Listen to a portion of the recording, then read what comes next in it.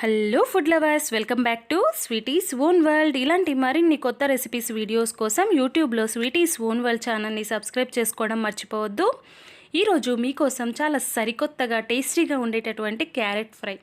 ఓసారి మీరు ఇలా ట్రై చేయండి, అందరూ చాలా టేస్టీగా ఉంది అంటారు. అలాగే ఇది చాలా హెల్తీ అయినటువంటి క్యారెట్ ఫ్రై. ఇది చాలా అంటే చాలా టేస్టీగా ఉంటుంది. ఓసారి తిన్నారంటే మళ్ళీ మళ్ళీ ఇదే కావాలి అంటారు.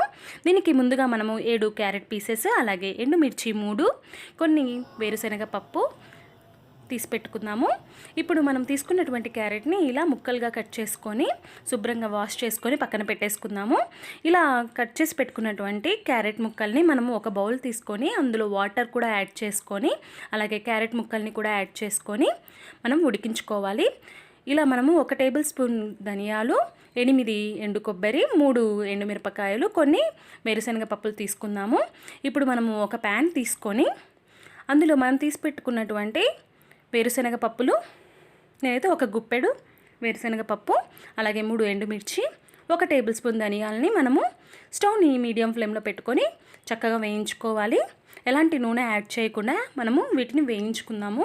ఇవి వేయించుకున్న తర్వాత అలాగే మనము వాటిని చల్లారేంత వరకు పక్కన పెట్టేసుకుందాము. అలాగే మనం తీసి పెట్టుకున్నటువంటి 8 ఎండు కొబ్బరి ముక్కల్ని కూడా యాడ్ చేసుకుందాము. ఇప్పుడు మనము ఈ క్యారెట్ వచ్చేసి ఎంతవరకు ఉడికించుకోవాలంటే 80% ఉడకాలి ఇది. అలాగే ఈ క్యారెట్ అనేది మనం తుంచడానికి వీలుగా ఉన్నంత వరకే మనము ఉడికించుకుంటే సరిపోతుంది. ఇంకా స్టవ్ ఆఫ్ చేసుకొని అందులో ఉన్నటువంటి నీరుని వంపేసుకుందాము. ఇప్పుడు మనము వేయించుకున్నటువంటి ఎండు కొబ్బరి అవన్నీ చల్లారాయి. సో ఇప్పుడు మనం వీటిని గ్రైండ్ చేసుకుందాము. ఎలా గ్రైండ్ చేసుకోవాలంటే ఇలా చక్కగా మనకి మంచి పొడిలాగా వచ్చేంత వరకు మనము గ్రైండ్ చేసి పక్కన పెట్టుకుందాము.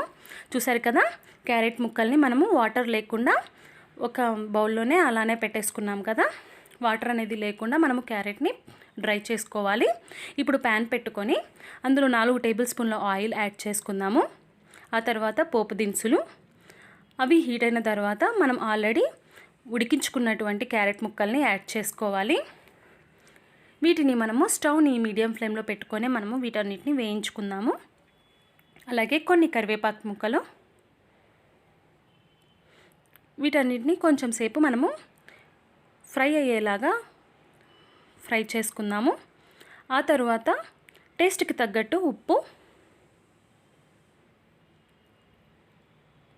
ఇలా యాడ్ చేసుకున్న తర్వాత ఇవి కొంచెం ఫ్రై అయ్యాయనుకున్న తర్వాత మనం ఆల్రెడీ పొడి చేసి పెట్టుకున్నాం కదా, ఆ పొడిని యాడ్ చేసుకోవాలి. అలాగే టేస్ట్కి సరిపోయేంత కారం యాడ్ చేసుకుంటే సరిపోతుంది.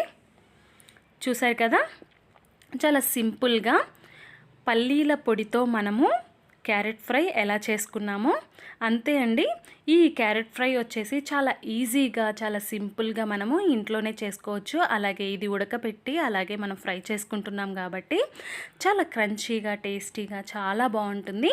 ఓసారి మీరు ఈ క్యారెట్ ఫ్రైని ఇంట్లో ట్రై చేయండి. అలాగే పిల్లలు, పెద్దలు చాలా ఎమ్మీగా ఉందని కాంప్లిమెంట్స్ ఇస్తారు. మీరు ట్రై చేసిన తర్వాత మీ యొక్క వాల్యుబుల్ ఫీడ్బ్యాక్ని మాకు షేర్ చేయడం మర్చిపోవద్దు.